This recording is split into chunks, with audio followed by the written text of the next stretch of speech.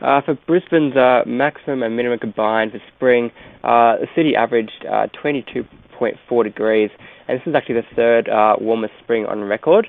However, the average maximum temperature of 28.2 degrees for the entire spring was the second warmest on record, so it's been quite warm for Brisbane throughout the season. Queensland as a whole was very warm, so yeah, much of the state had at least its top 10 warmest springs on record.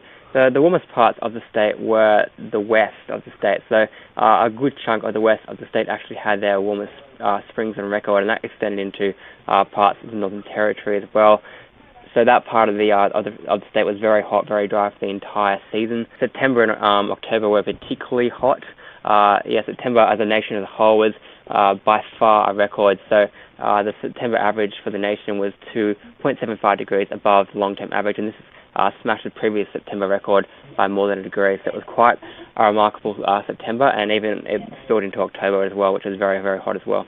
We do expect that the monsoon will create some cloud. We've had a fairly active start to the wet season so far across the north, which has meant there's been a lot more cloud cover. So what we saw in November as a whole was temperatures returned much closer to average across Queensland as a whole, and rainfall was certainly much higher across the north, thanks to that cloud cover. So we do expect that to persist throughout summer. So that means, temperatures will be fairly close to average, or still slightly above average due to warmer than usual sea surface temperatures. But we do also expect through that monsoon we're going to see some wetter than average conditions across Queensland, all close to average.